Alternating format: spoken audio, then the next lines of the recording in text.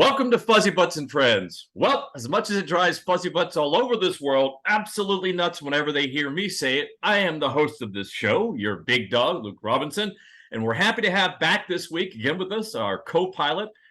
She's our occasional, most often our co-host of this show, Ginger Morgan. She's the executive director of the Puppy Up Foundation. Ginger, how are you?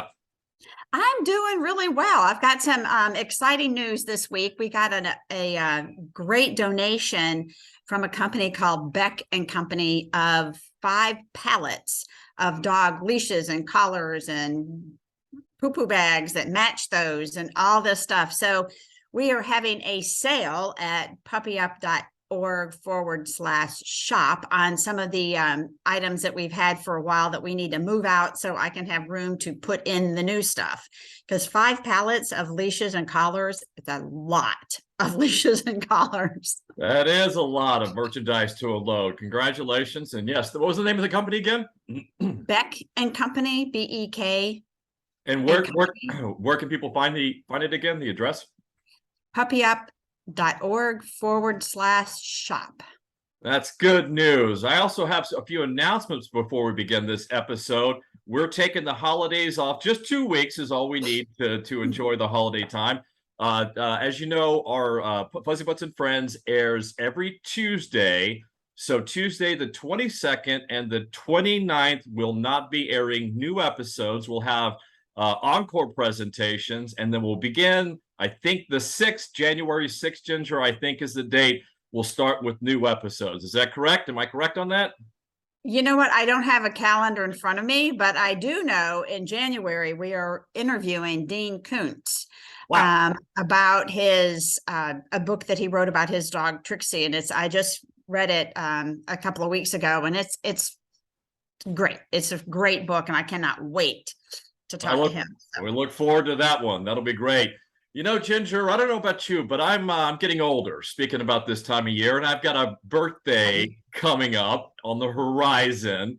And as we know, aging affects all of us. And so here to talk today with us about aging in dogs in particular is Dr. Lizzy Pearson. She's with the Aging Project.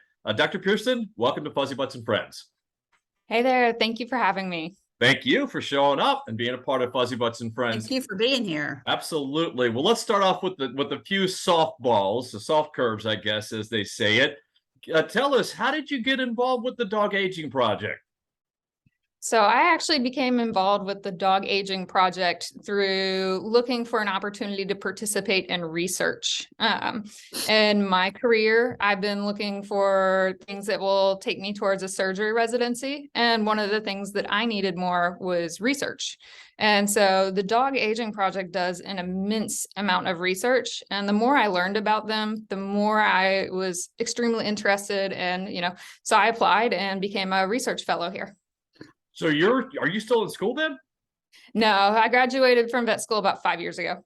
5 years ago. And you're in the Texas A&M University area, College Station, Bryan area?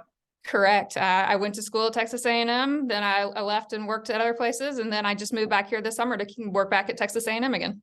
Are you a practicing veterinarian? I am. Excellent. Do you have a practice there in that area? No. All right. Well, so tell us, I guess the way to start off this episode, because we love research too here. I'm not sure what you know about the Puppy Up Foundation, but we fund cancer research, comparative oncology studies, as well as raise awareness about cancer in dogs. So this topic is of serious interest to us. Tell us, I guess the way to start this out is tell us about the Dog Aging Project in terms of what are the objectives that you're trying to accomplish, and what outcomes do you hope to achieve? Yeah, absolutely. So a little bit about the Dog Aging Project. We're a community science project, and we rely on the participation of dog owners around the US to help us collect data. So when people hear research, a lot of people have bad connotations. They worry, they say, oh, do we have dogs in cages? No. All of the dogs here are living at home with their owners, and these owners are filling out surveys and telling us about their dog's life, giving us their life story, checking in every year, and then we use that data to help figure out things. So, we like to just emphasize that we can't do this without our dog owners and participating. At As what- far Sorry. At what age would you recommend people signing their dog up for the dog aging project? We'd actually love to have people sign up their dogs as young as they get them. So the more of their entire life we can study, the more we learn. So if we only have dogs that are 10 to 15 years old, then that's all we can really talk about is what happens between the ages of 10 and 15. And we don't even know, we can't control all the things that happen before that time period. If they enroll with us when they're young, we can follow them through their entire life and say, hey, when these dogs were young, this happened, and then they aged better versus the dogs that didn't do this when they were young and they didn't age as well. So, the longer we have them in the project, the more data we collect, the better. So we'd love to get more young dogs. So we have 3 young ones in the house. We can, I can sign up. Yeah, absolutely. We get to enrollment and participation at some point in this podcast because that's very, very important. But I fully intend on signing up my Fuzzybutts for sure. So this is a lifetime study, correct? Correct. So we are studying them for as long as they are alive and enrolled. So once they enroll, as long as people choose to continue to participate, we will follow them through the rest of their life, up to and including for owners that are willing and able, an end of life survey telling us about what happened at the end of their life, what factors led to the end of their life, so that we can say, hey, these things that we found, people thought this was important and we weren't doing enough about this, or this led to dogs being euthanized more often, or hey, this kind of cancer was more, related to higher death rates than we thought previously. So we actually ask that people, if they're willing, to fill out even a survey at the end of their life. I was reading that the inception of the dog aging project was back in 2014 or 16. Is that correct? Yeah, so the Canine Longevity Consortium is where things started, really even before then. And then in 2014, the Dog Aging Project was founded from there. But all of this started really back in 2007. We have 3 doctors that are kind of our leaders, Dr. Promislau, Dr. Creevy, and Dr. Kaberlin. And 2 of them were at Georgia studying causes of death in dogs. And then one was working on biology of aging in Washington. One of the ones in Georgia ended up moving to Washington. They got together and then they all started saying, hey, we're kind of studying the same thing. I think we can help each other out, which is how the Longevity Consortium and then the Dog Aging Project came about. So what type of, let's break down what type of data points that you're looking for. What data do you want from participants of the study? So we collect a massive amount of data. So the first survey that we have people take us through is just kind of, I like to say, telling us their dog's life. And so it'll be anything from what food they eat, how often they eat, to how often they exercise, where they exercise, how many floors of stairs there are in your house, do they walk on gravel? Do they walk on grass? And then everything that you've known them to be diagnosed with. So, all of their previous health history. So we collect an immense amount of data. Do you track diet, nutrition, and environmental considerations as well? We do. So we actually have a specific diet survey that we've launched recently for owners to tell us more about. So in our basic survey, we learn a little bit about what they're eating, how often they're eating, but now we have a more comprehensive one that's even talking about, okay, what else do you do? Are you a home cooker? Are you feeding raw? So we're learning more and more about their diets from that. Environmental, we actually have an entire part of our group that works on collecting data points and information about the environment that these dogs live in. So is there more pollution here? Is there more, something in the water here? And because people, when they fill out these surveys, tell us where they live, and then every year tell us if they've moved, we can actually connect that environmental data to those dogs' data and say, hey, the dogs that lived in this area in Arizona did better because there was less, there was less storms or, anything. So we're starting to look at links. Yeah, I love data, and this is a tremendously ambitious project, which was the allure to it, and why I asked Ginger, we got to get them on. I want to learn more and how we can get involved, because we just can't get enough data from externalities about our canine companions and how it affects their epigenetics, which, as we know, the power of epigenetics is everything that's going on now and the past relates to what you're going to be when you get old, right? Right.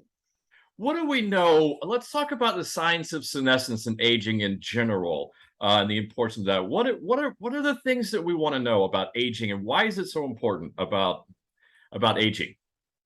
Well, one of the things, and some of this is how we get our funding, is that dogs are actually really good models for humans. And so they live in our environment. They, sometimes they eat our food, even if we say don't to. We do a lot of things with them. And so they're very good, mimic for us. And they get age-related diseases just like people.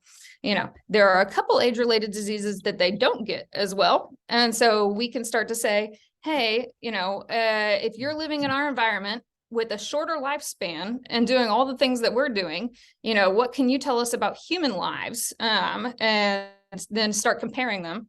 And then same thing with things that they don't get. Why do dogs not get this when people do, when we're living in the same environment?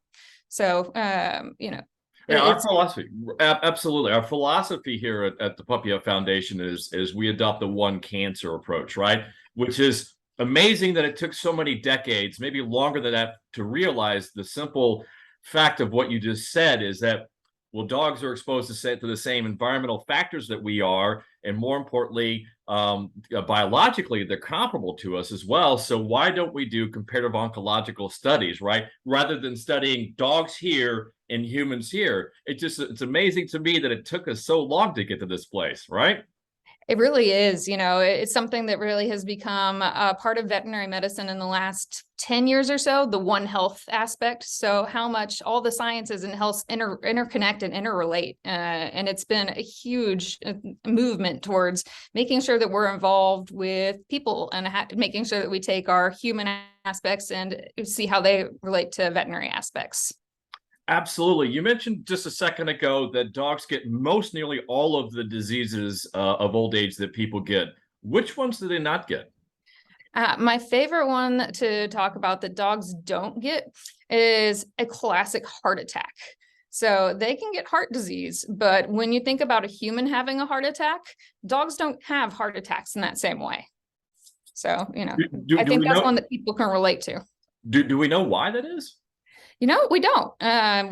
It goes back to the data and not having enough data. A lot of the times what we need is just to have this information over a span of time and see what happened. If we take a look at 10 dogs and see what happens with them during 1 year, we can say, okay, maybe those dogs had this because they lived this, or they weren't as active, or they ate this. But when you start taking those 10 dogs and knowing their entire life, then you can say, okay, they were active from the time they were young or the entire time of their life. So you can start to build stronger links instead of saying, maybe this is related to that. We can say, we're pretty sure this is related to that. That's fascinating. We know that heart disease and heart attacks have got to be amongst the top 3 or so killers here in the United States. So that's very crucial data. What about Alzheimer's? I just lost my mom to long-term chronic Alzheimer's disease. I know we get dogs have dementia, but specifically, can be diagnosed with Alzheimer's? One, sorry for your loss. I lost my grandmother to Alzheimer's as well. So it's a terrible disease. And so as far as do they get diagnosed with Alzheimer's itself, in the last few years, we've started to learn a lot more about dog cognitive dysfunction. So their aging in their brain, and what we kind of use the umbrella category for doggy dementia. And so we actually have a couple scientists in our project that are working on that right now, studying brain health and brain aging.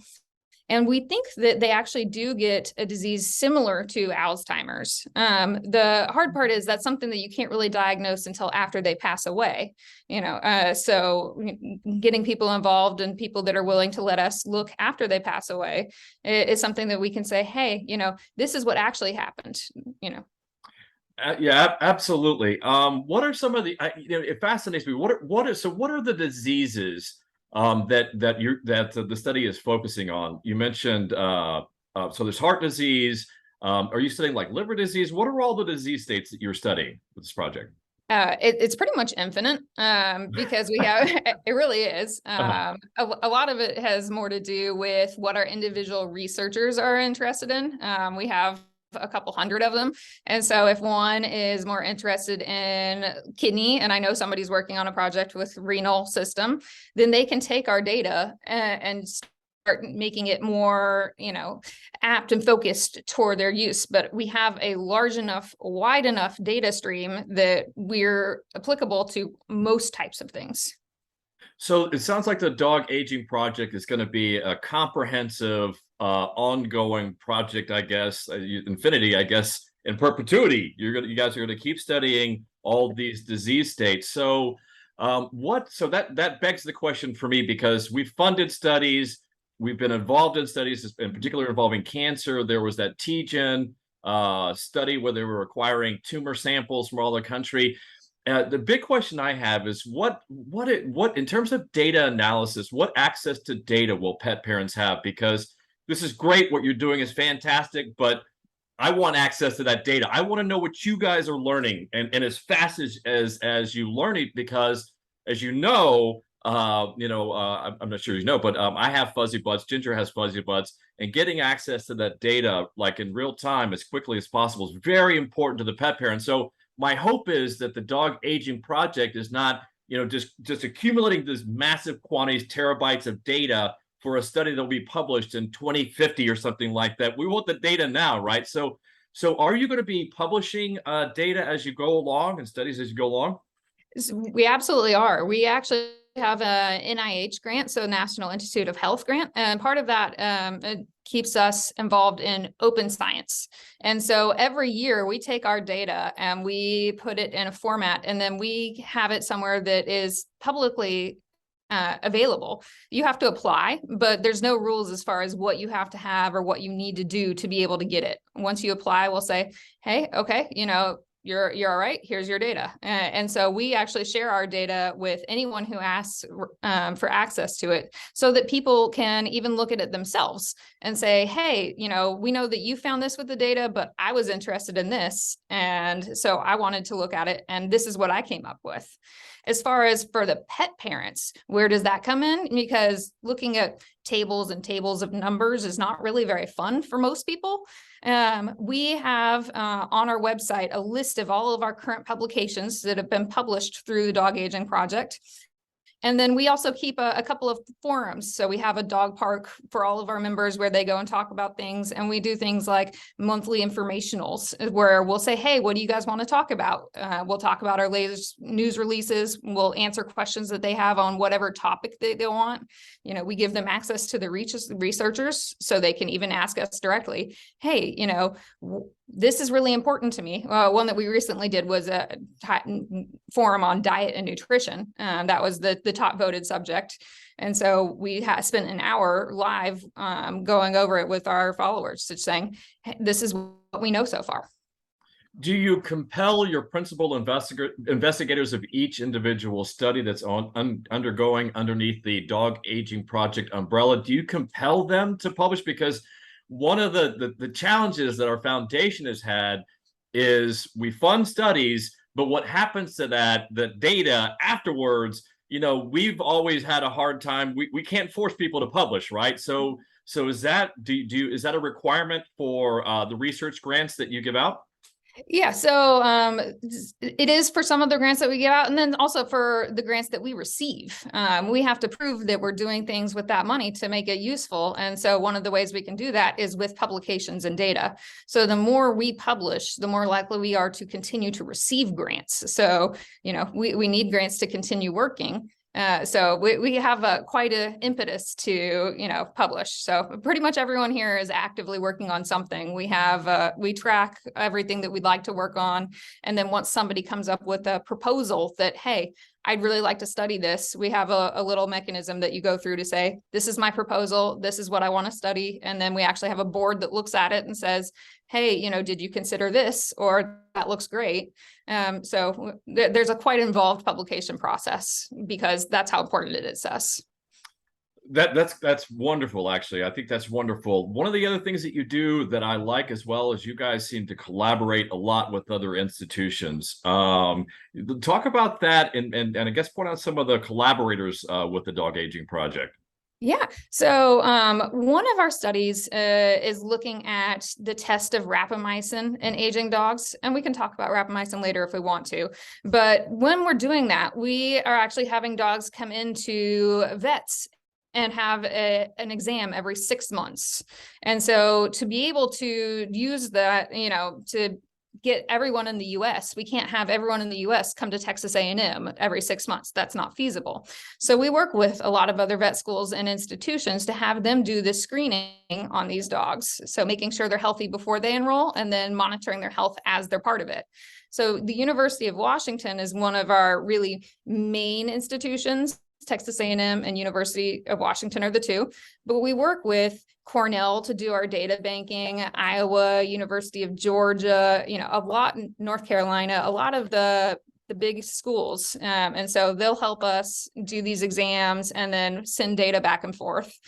And then we're actually about to open up part of our triad study to brain aging as well. And as we're doing that, we're enrolling neurologists across the US. So if a participant is involved with the study, then do you guys, I mean, do you do tissue sampling and collection? Is that what you do? For the vast majority of our participants, so we have about 50,000 PAC members right now. So for the vast majority of them, it's just data, just telling us their dog story, filling out surveys. For a small subset of them, we do have them come in and, do an exam or blood work. So we have from all of our, groups, we have the 50,000 dogs. We have the foundation cohort, which is about 8,500 dogs. And we're trying to get, a good representation across age, size, breed, US. And when we do that, we actually have them take a DNA swab of their dog. So if people have done a DNA test at home where you take that little brush and rub it on the inside of your cheek, we have them do that with their dogs and then mail it in and we sequence their DNA. So that's the only donation from them is a DNA kit. About 1,000 dogs are part of our precision cohort, which is one of our bigger, following them through life studies. And they come in once a year. We mail them a kit and they go to their vet wherever they are and have their vet collect blood and urine and saliva and some poop and then some hair. And then they send that back to us. And so that's about 1,000 dogs, but they can do it with their regular vet wherever they are. They don't have to go anywhere special.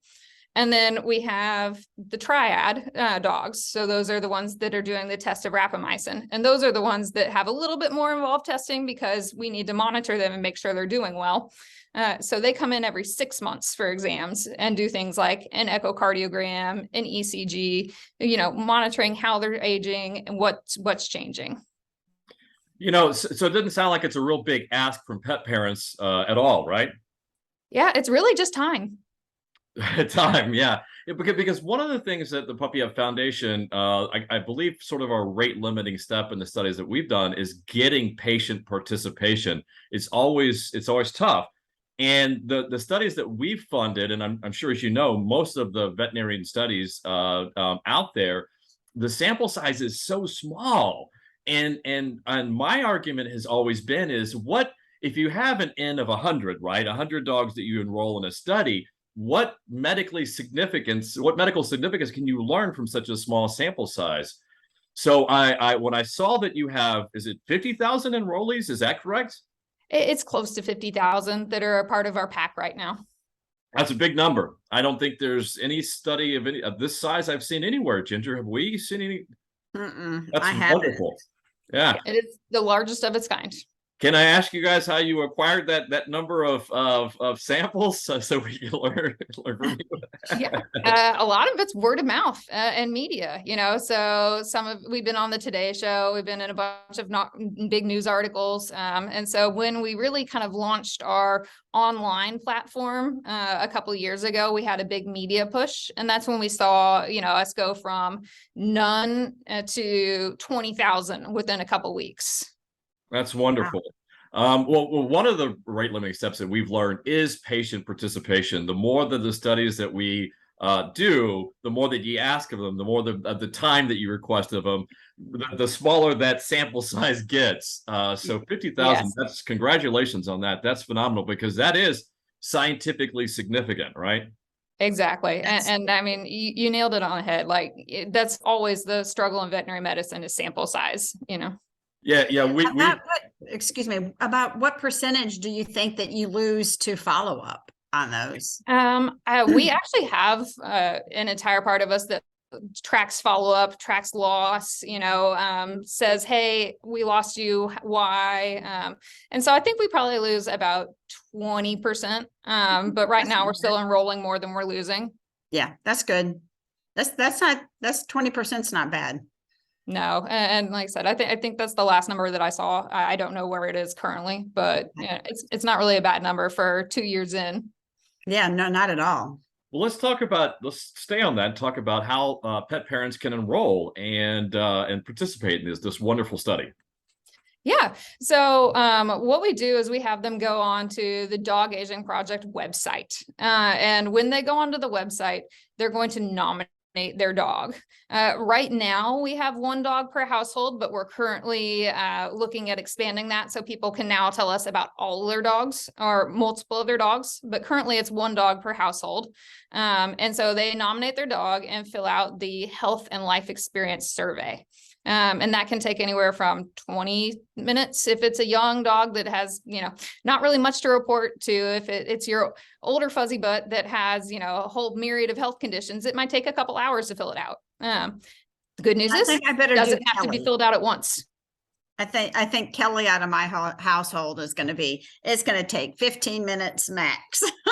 Yeah. I was about to say, if you're limiting it to one fuzzy butt per household, I'm not sure which one. I only have 2. That's the good news about me. But Ginger has like 95, I think. So it'd be hard for her to figure out which one of her fuzzy butts she would choose for the study. So it's great to hear with the least amount of information right now. So it's great. So have you expanded capacity for more more dogs per household? We're just in the process right now of starting to say, hey, if your active enrolled dog has passed away and you'd like to nominate a new one, and then you can do that. And then we're expanding it from there. We have to do it in a way that's manageable, because if we tell all 50,000 people at once that they can enroll another dog, we're going to crash everything. So we're kind of rolling it out slowly. Now, I said fuzzy butts, and I want to clarify this because I did learn about this from your website. This in particular pertains to just dogs, not fuzzy butts of a different ilk, right? Only dogs. Right now, it is only dogs. I know a lot of people say, what about the cat aging project? Maybe that'll get going one day, but for now we have the dog aging project. Thankfully, our dog friends are pretty tolerable and pretty happy to go along with us. Our cat friends have a little bit more opinions on, hey, can you help me with this? So just dogs for now. I love the what about cats people. I love them. We get that all the time because it's our foundation. We get asked that a lot for the type of comparative oncology studies that we fund. But as you know, is that the dog is a much better model for understanding cancer in people than cats, and I'm assuming that's true system-wide, right? That if you want to understand aging in a biological comparable model, you're going to be looking at dogs much more than cats, correct? They're an overall better fit. Right. What is the reason for that? Do you think is it genetics or what? I don't think I've really broken that down as what is the reason of that. It's a good question, and I don't know that I know the answer to that. Maybe one of my big bosses knows, but maybe they don't. But I think that the dogs are, to some degree more closely related. And I think that things, I know that things are a better mirror of humans, but I don't know that I really know why versus cats. Well, maybe they're of a nicer disposition. They're just friendlier than cats. That's what I was going to say. I've met some cats that... No scientists want to put up with a herd of cats. No, can you imagine if we said, hey, can you bring all your cats into the vet every 6 months for this study? I think most cat owners would say, I don't even take my cat into the vet every 6 months for anything. You're crazy. Yeah. I'm kidding. My audience, I'm kidding. Please don't cancel Fuzzy Butts and Friends. We love our fellow felines out there. But And I do have one. I do have a cat, so for those that might surprise everybody, but I do have one. She has an opinion about everything. So that's right. So let's talk about one of the things that let's go back to the research and the studies that you do publish. I was on your published research section of your website. Wow, you actually have published a number of studies. You want to talk about some of those that are interesting and exciting? I think the one that I like to talk about the most is one of our recent papers showing an association between physical activity and better cognitive health, brain health, and companion dogs.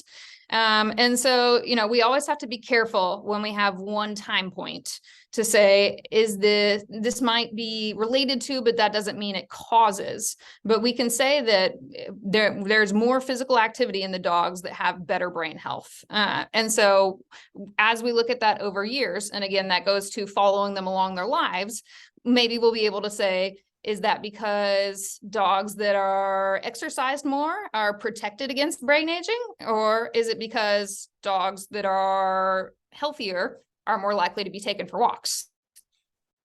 Yeah, that equally applies to humans as well. I learn as I age, I'm aging right now, I feel, is that the more I'm active and out there exercising, just the better my thinking abilities are, and we know that as well. So what else what are some of the other areas of interest that you're looking at in particular? What are the things that you've learned or know about that you guys are excited about? That's my favorite one. We have another one that talked about daily feeding and associations with better health. That one is always just a little bit we have to be careful about, because people say, oh, well, if you feed your dog once a day, they're going to have better health. And it's not quite that simple, again, when it goes back to one time point versus a lifetime, to say that just because they were fed once a day meant that they're healthier. It's maybe the healthier pets are fed once a day, but we're really looking into some of the food related things because that's such a hot topic. So I know that we have some in the works for that. And then we have quite a bit as far as cardiac disease. So studying heart disease and changes in heart disease. Yeah, I'm so glad you mentioned that, because that was one of the studies I did see on your website, and I was curious to find out more about it. So the preliminary data that you've acquired so far indicates that daily feeding is better for a dog's health. Am I getting that correct? Or just feeding once a day? So there's a link between feeding once a day and better health in dogs. That doesn't mean that the feeding once a day made them healthier. It could be that the healthier dogs, okay, well, you're healthy, I'm going to feed you once a day, you don't need much. You're sick, I'm going to end up feeding you more often because you're sick. So it's not one causing the other. It's just one that we found that there's a relationship between once daily feeding and better health. So by far and large, we're not saying, hey, you should change from twice daily to once daily feeding. It's something that we'll have to do a lot more looking into to see how much one causes the other. Yeah, it's easy to confuse. I would think that it would be the other way around. I had one dog that if he ate too much at one feeding, well, it was not pretty. Let's just put it this way. He needed to go outside a lot after that, but he needed more food than what I could just feed him in one sitting. Right. And I look at what the bag says, the food that they need, and then I take like in the middle of that, if it says 2 to 4 cups a day, I take the 3, and then I feed a cup and a half in the morning and a cup and a half at night, or somewhere around there. But maybe I shouldn't be so worried about Lily only eating once a day then. Yeah, it'll be interesting to see how that pans out as we look more into it, because it might be something like the once daily feeding. Those dogs are just eating less volume, so maybe they're not as obese. So maybe it's not that they're eating once a day, it's actually that they're not being overfed. So, it takes a lot to actually be able to parse things out and say, this causes that. But it was an interesting link. I know it's so easy to confuse correlation and causation, isn't it? And everyone does it, but it comes down to, we just don't have that data yet, or we just don't have all the data yet to be able to say, well, this is causing that, or they're just correlated, right? Correct. You know it. One of the other published research studies that you've done that we have a particular interest in is aging and oncogenesis. Mhm. I think you said that you're looking to do a residency in surgery, right? Did I get that correct? That's the hope one day. I don't know if it'll happen, but Is the surgical surgery residency- oncology or just surgery? Really just surgery. Now I do love surgical oncology, but most of the time when we start our residencies, we do surgery as a whole, and then you can specialize after that. We certainly need surgical oncologists out there. So to the extent to which I can influence you, please, we need more and more oncologists out there. I think the latest data that we read, Ginger, is there are 6 million new cases of cancer in dogs, and there are only 500 or so veterinary oncologists. Right. All veterinary oncologists, radiation, medical, that's all of them. So that's a huge disparity that we need to close that gap as quickly as possible. So we need more surgical oncologists for sure. We definitely do need more oncologists as people have really started to become more invested in their pets and view them more as family members. They're willing to go a little bit further with treatment. And we see that with people coming to oncologists. And so the number of people coming to oncologists has definitely grown over the last decade or two. So now we have to catch up with the demand. Yeah, it's almost like I have a veterinary oncologist on speed dial on my phone. Well, since you haven't yet specialized, what have we learned from this particular study that was published about aging and oncogenesis? I'm not familiar with all of our publications. Maybe you understand because there's quite a few of them. But I know that we looked at one that was looking at prevalence of benign versus malignant tumors in dogs. And again, it's cross-sectional. So that means we're just looking at one time point. We're not following them over their life.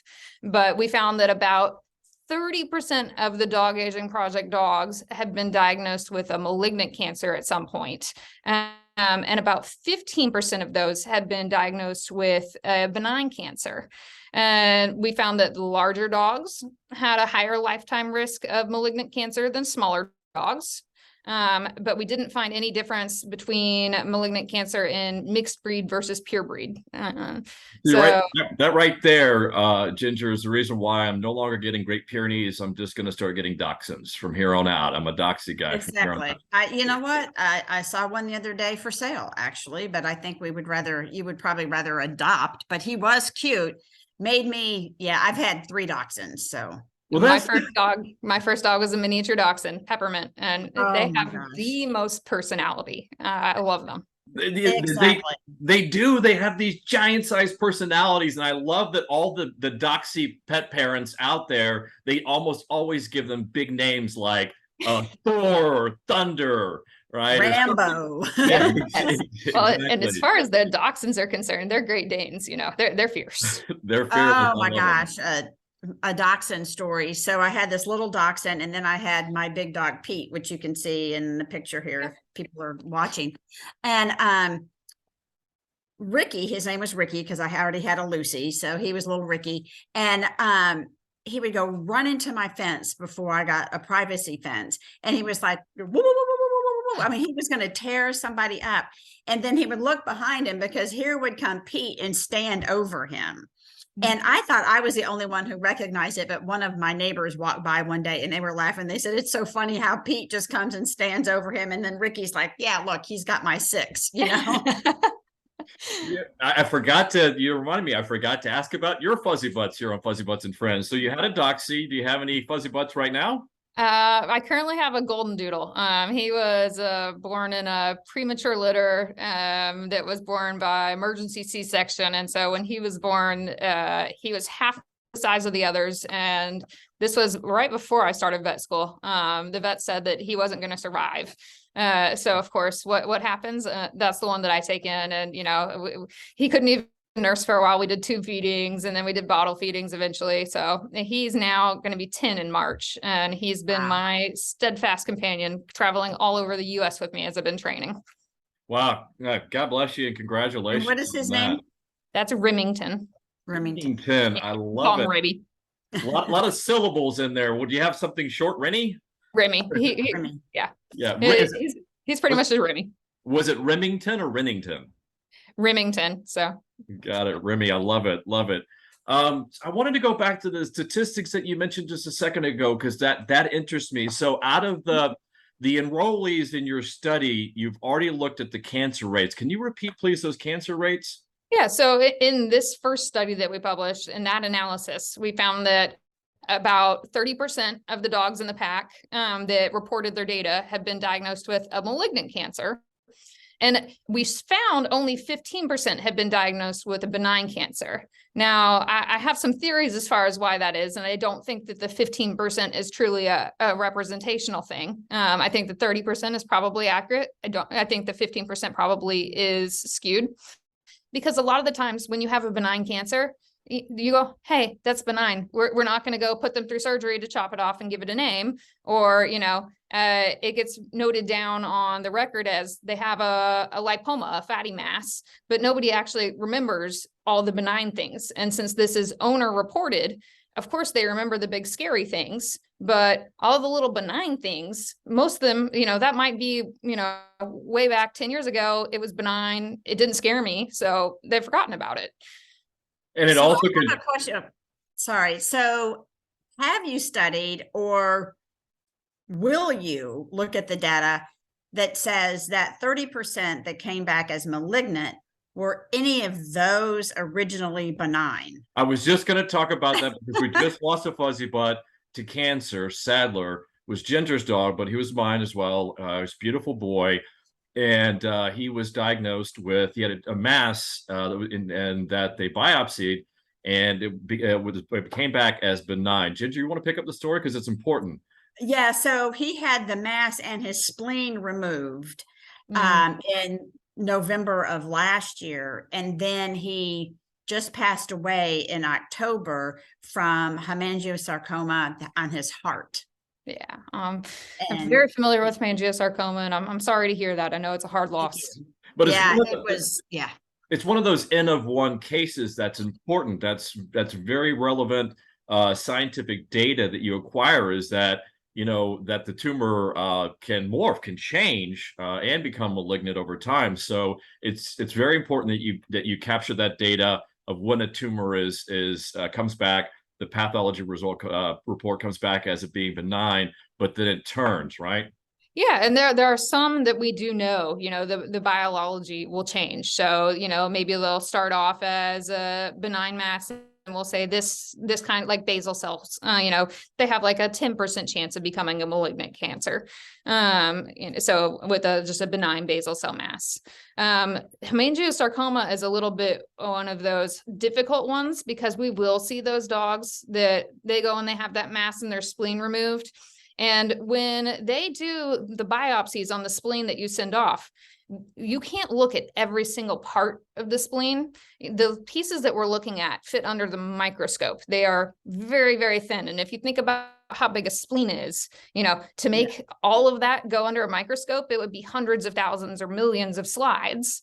And so they take little pieces and they say, we look at this edge here, and we looked at that edge here, and we looked at two pieces from the middle, and on all those pieces we didn't see anything that was scary, so this is benign.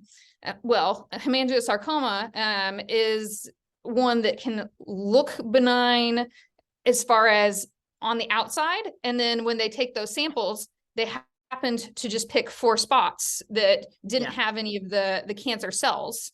And so it's a known thing for some vets to watch out for. If you have a splenic mass removed, even if it comes back as benign, to ask for additional sections, or to still continue to monitor that dog, because we might not have gotten on the biopsy the piece that we needed to look at.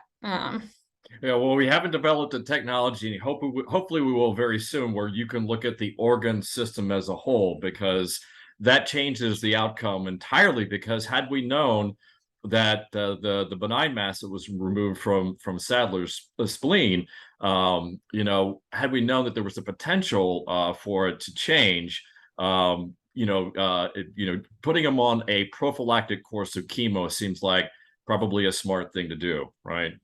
Yeah, well, and again, it goes back to with the hemangiosarcoma one. I don't know if that one changed so much as when they looked at it under the microscope, they just happened to get the pieces that didn't show the bad cells.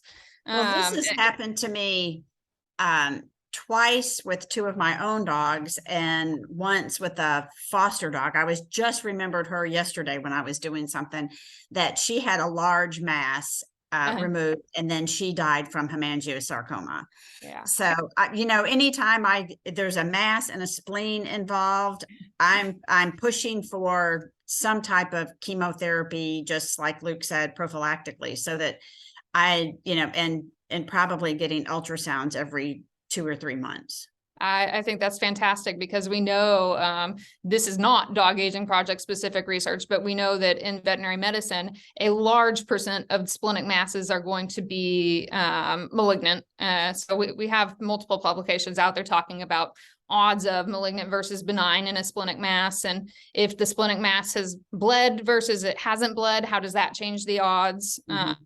But splenic masses in dogs are generally not good things. Yeah, no.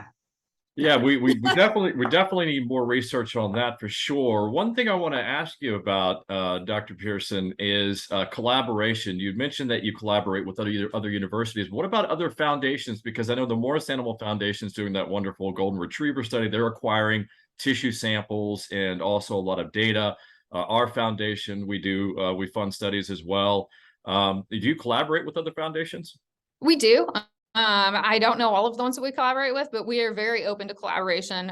We love whenever anyone is interested in working with us and approaches us to, talk about, hey, how can we help each other? What information can we share? So as far as the Morris Animal Foundation, I know that we had some of just their information on data collection and pack structure. And so, we use some of that just as far as how to keep a very large amount of dogs and follow them. So yeah, one thing I don't like is actually we don't fund grants or issue grants for institutions that don't collaborate, because I think that the Morris study is 5,000 golden retrievers. I think it's something like that. So all of the work that they're doing, all the wonderful data they're collecting, we just want to make sure that's shared with you guys, or at least shared, because there's no reason to keep going out there and acquiring data separately and independently. There should be one central database that we can collaborate with, right? We can share that data. 100%. There is no reason to be selfish about our data. We would love everyone to use it and take it and see what they can figure out with it. If we're already doing this and collecting this enormous amount of data, we have more than we can look at. So if we have people that are interested in some of our data, please come request it and we'll share it so that you can do your own analysis or look at whatever topic most interests you. Yeah, well, I have been absolutely interested in following up conversations with whoever that we speak with at your organization about potentially collaborating with the Puppy Up Foundation on cancer research as it pertains to aging. So that'd be fantastic. Who do we talk to there? Or maybe you could send us their information. Yeah, I'll send you a couple. So I'll email and link you guys together so that you can get in contact. Okay, thank you. Excellent. All right. The other thing I want to talk about, which is really what we've been talking about the entire time, is the value of companions in society. And it's just a wonderful time to be doing the dog aging project, and because more and more people are valuing their companions a lot higher, right? A lot more. Yeah. And so do you see that with the pet parents that are enrolling in the study?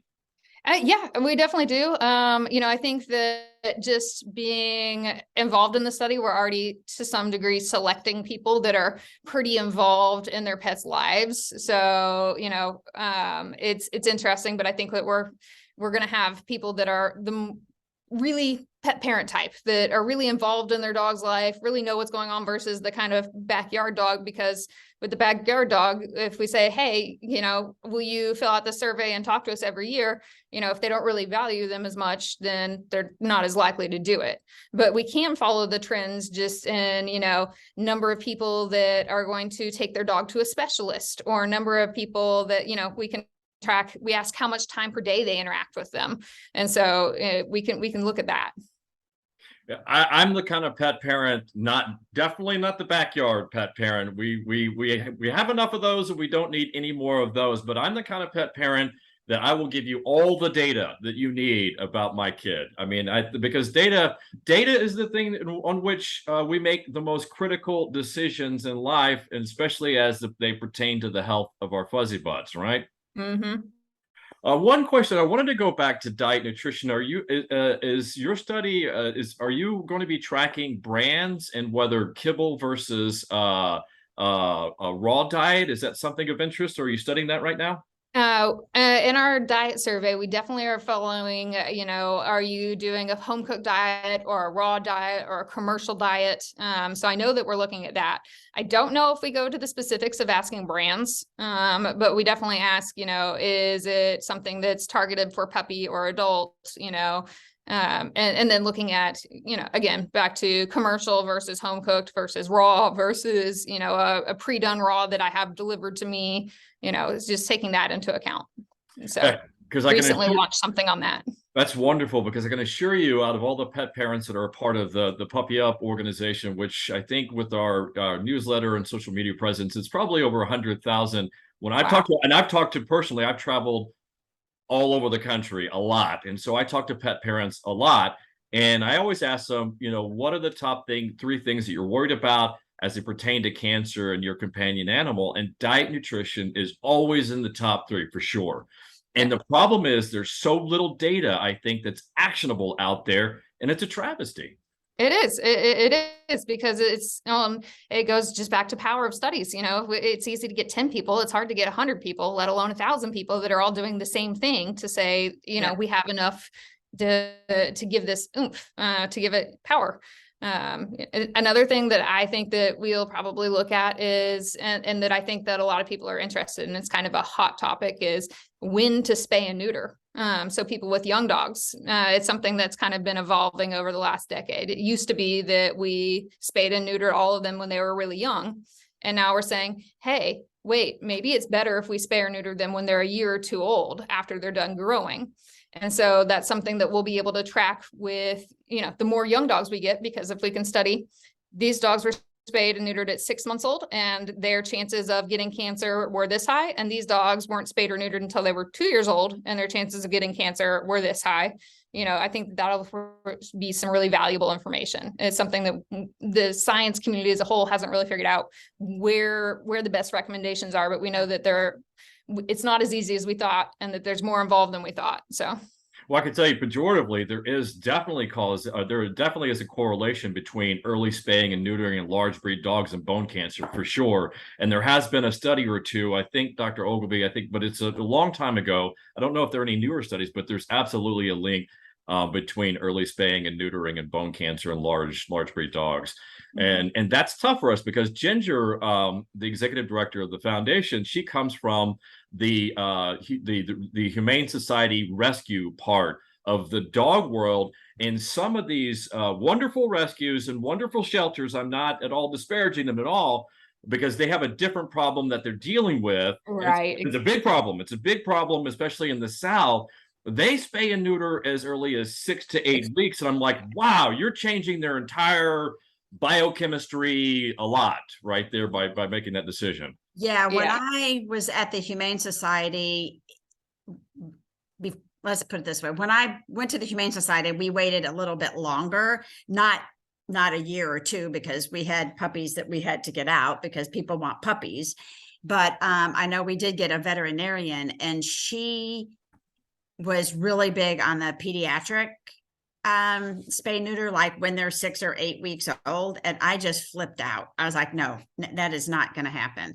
Because for one, in a shelter environment, when you take a puppy and you spay and neuter it, and it hasn't had all of its vaccinations yet, you open it up to a myriad of diseases. And I did my own little data on that, and it seemed like we were losing 50% of the dogs that were spayed or neutered before having all of their vaccinations. Wow. Well, I hope that as sort of a part of this, an offshoot of the dog aging project, it does open up the public discourse on some of these tougher conversations, because I know we've tried to talk to shelters in the past about that, and it's a tough issue. It's like, you're saving dogs, That's great, but you're putting cancer dogs back in the population, and that's not so good. So it's exciting that the Dog Aging Project is opening up the public discussion on some of these bigger social issues. That's wonderful. Yeah, and it'll be exciting to see what data comes out over time. Like I'm really excited about the future of some of that data. Yeah. But it's all about getting more and more and more data. So you have around 50,000 enrollees so far. That's phenomenal. That's excellent. How can we get that to 100,000 or 500,000 or even a million maybe? So how can we help you do that, Dr. Pearson? How can pet parents, our audience, enroll in this wonderful study? Yeah, so it's really just as easy as going online and starting the survey. You nominate your dog. We create a portal, so it's just kind of like social media almost. You get a login and a password, and you start the survey for them. And again, you have 40 days to finish the survey. It's not like we ask you to finish the survey once. And so once you finish that survey and send it to us, then they are a Dog Aging Project member. And so as soon as we get that first survey completed, from there, well, you can be part of newsletters, subscriptions, our little, dog park where everyone can go and talk with each other on the forum. But going online, nominating your dog, and filling out the survey. Well, I assure you, I can't speak for my co-host, Ginger Morgan, over there. I personally will fill out a survey prior to the dropping or airing of this podcast because I'm so excited. I want to get my Fuzzybutts involved. But let me ask you a question. If we're limiting it to one Fuzzybutt per household, so to speak, which one would you prefer? I've got two. Like your problem child, Remy. I also have a problem child, a three-legged dog that was the victim of abuse and neglect. He now has, it seems like, just really bad allergies. He's got hip dysplasia, but he's a young kid. He's a Great Pyrenees. He's going to be 3 next month. So I've got a 3-year-old Great Pyrenees and I have an 11-year-old Pyrenees. To start, which would you prefer, do you think? The younger? I think that if I had a choice right now, I'd say, tell us about the young dogs. Because I'm thinking about the future of the study and how much, even though it'll take a while for them to get that information back over their life, it'll be better if we have dogs that we can follow their whole lives versus just the last third of their life. Prospective data is a lot better than retrospective data, right? Much. Yeah. All right, Dr. Pearson. I've looked over all of my notes here. I've got all my scribbles. Sometimes I can't even read my own writing. So I hope I covered everything, all the bullet points. Dr. Pearson, is there anything that you can think of that we've missed on our end that you'd like to talk about? No, I think it's been a fantastic time talking. I've really enjoyed getting to hear more about you guys and getting to share our love of dogs. Absolutely. Well, we always, people that are friends of the Fuzzybutts, our platform is always open to you and the Dog Aging Project. As new developments, new publications, more research comes out, we would love to have you or anyone with the Dog Aging Project back on to discuss it, because we want to get, our job is to get, once you acquire the data, you analyze it, you package it up, you make sense of it, you need to get it out. So please, please consider Fuzzybutts and Friends a platform for you to get that data out as quickly as possible to pet parents, because that's our job here.